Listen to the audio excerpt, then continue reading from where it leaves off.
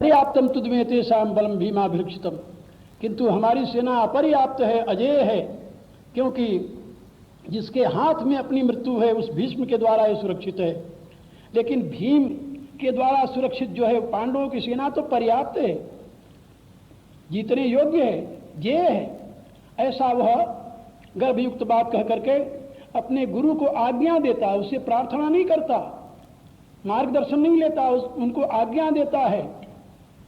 भीष्मेवा भरक्षन्तुम भरवन्तः सर्वे वही, आप सभी मिलकर भीष्म की रक्षा कीजिए।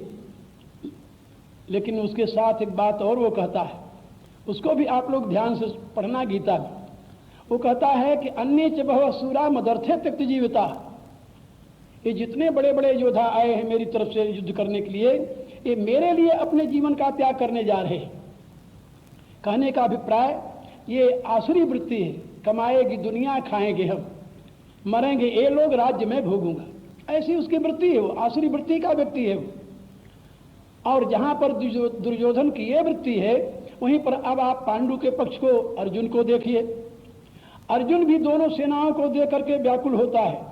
वो अभी अपने गुरु के पास भगवान कृष्ण के चरणों में स्वयं को समर्पित करते हुए प्रार्थना करता है। उनसे भी ये कहता है कि जरा आप दोनों सेनाओं को देखिए, इनमें सारे मेरे अपने सुहृद हैं, मैं किसके साथ युद्ध करूं? और युद्ध का लक्ष्य क्या बताता है वो, ध्यान दीजिए। दुर्योधन कहता है अन्य च बहवः शूरा मदर्थे त्यक्त जीविता, और भी बड़े बड़े सूरवीर मेरे लिए अपने जीवन का त्याग करने आए हैं। और अर्जुन क्या कहता है, एषाम अर्थे कांक्षितम नो राज्यम भोगा सुखानि च ते इमे अवस्था युद्धे प्राणास्त्यक्त्वा धनानि च। हे भगवान, जिनके लिए मैं राज्य चाहता हूँ, सुख चाहता हूँ, ऐश्वर्य चाहता हूँ, भोग चाहता हूँ, वे ही हमारे स्वजन यहाँ मृत्यु के लिए खड़े हुए हैं। इसलिए मुझे क्या प्रयोजन है इस राज्य से? किम्नु राजेन गोविंद किम भोगर जीवितेन वा, मुझे राज्य और भोग और जीवन से ही क्या प्रयोजन है? मुझे अपने लिए तो कुछ नहीं चाहिए। मैं तो इन लोगों अपने सुहृद जनों के लिए राज्य चाहता हूँ, भोग चाहता हूँ, ऐश्वर्य चाहता हूँ। ये अर्जुन की दृष्टि है, और ये सब मेरे लिए मरने आए हैं, दुर्योधन की दृष्टि है। कहने का अभिप्राय, कामना से अभिभूत व्यक्ति सदैव अपने भोग के चिंतन में निरत रहता है, लेकिन भगवत भाव से अभिभूत व्यक्ति जो सात्विक पुरुष है, वह लोक कल्याण की चिंता में निरत रहता है। आप अपने जीवन के लक्ष्य का निर्धारण करते समय अंतर झांक करके देखिए कि आपकी संपूर्ण क्रियाएं कामना से प्रेरित होकर हो रही हैं या भावना से अभिभूत होकर। ये दो बातें हैं, याद रखना, कामना और भावना। भावना भगवत भाव से भावित होती है, उस परम सत्य से संबंधित होती है।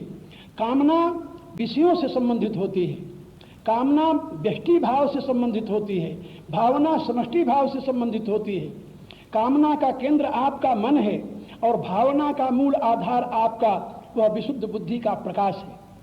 इसलिए गीता में भी भगवान ने ये बात समझाई है, और रामायण में भी, उपनिषदों में भी ये बात आपको पढ़ने को मिलेगी कि जहाँ पर कामना है वहाँ पर कभी भी मनुष्य आत्म उत्थान की दिशा में आगे नहीं बढ़ सकता।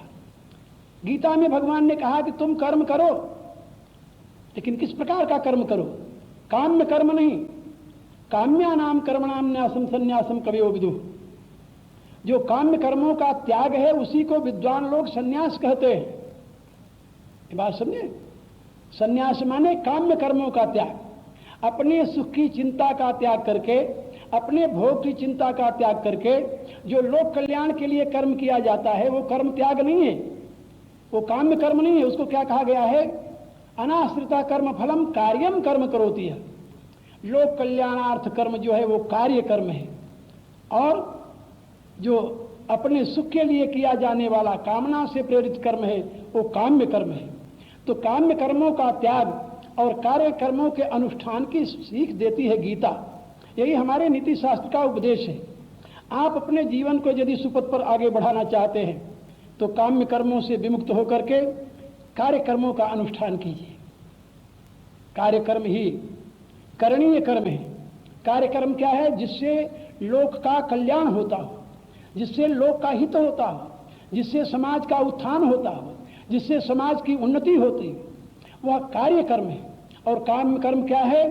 जिससे आपकी वासना पूर्ण होती हो, जिससे आप अपने आप को सुखी बनाने में प्रवृत्त होते हो, जिससे आप अपने आप के लिए बहुत से पदार्थों का संग्रह करने में प्रवृत्त होते हैं, यानी जिसमें आपकी कामना हेतु है।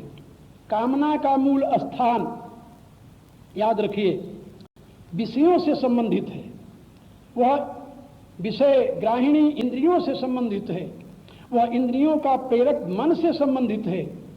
लेकिन कार्यकर्म जो है वह परमात्मा का आदेश है, परमात्मा की आज्ञा है, वह लोक कल्याण से संबंधित है।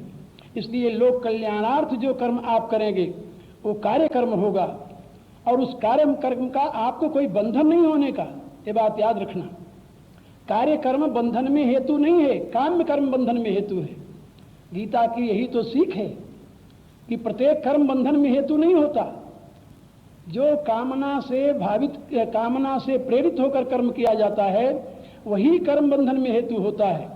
लेकिन जो कर्तव्य दृष्टि से किया जाता है वह कर्म कभी भी बंधन में हेतु नहीं होता, क्योंकि उस कर्म के पीछे आसक्ति नहीं होती, उस कर्म के पीछे व्यक्तिगत स्वार्थ नहीं होता, उस कर्म के पीछे अपनी चाह नहीं होती, इसलिए वो आपके लिए बंधन में हेतु नहीं होता।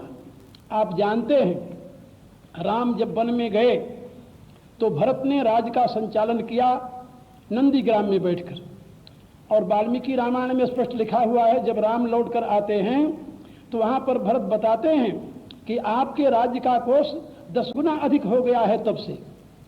लेकिन भरत ने अपनी वासना की पूर्ति के लिए नहीं, राम का कार्य समझ करके उस राज्य का संचालन किया। इसलिए राज्य का संचालन करते हुए भी वो विमुक्त रहे। लेकिन बहुत से लोग राज्य नहीं केवल शरीर में आसक्त होकर के ही अपने आप को बंधन में डाल देते हैं। इसलिए मैं आप लोगों से बता रहा था कि कर्म स्वयं में बंधन का हेतु नहीं है, कर्म के पीछे जो कामना है वह बंधन में हेतु बनती है, कर्म के पीछे जो व्यक्तिगत स्वार्थ है वह बंधन में हेतु बनता है। इसलिए स्वार्थ रहित होकर, कामना रहित होकर लोक कल्याण की भावना से किया जाने वाला कर्म आपके जीवन के विकास में और आपके समाज के उत्थान में हेतु बनता है। इसलिए नीति शास्त्र का यह संदेश है कि आप अपने कल्याणार्थ और लोक कल्याणार्थ भी कार्यक्रमों का अनुष्ठान करते हुए जीवन पथ पर आगे बढ़ें। इसी में आपका हित है, इसी में आपके समाज की सुप्रतिष्ठा और सुव्यवस्था निहित है। इन्हीं शब्दों के साथ अनंत मंगल कामनाएं व्यक्त करते हुए आज मैं अपनी वाणी को विराम देता हूं। हरि ओम तत्सत।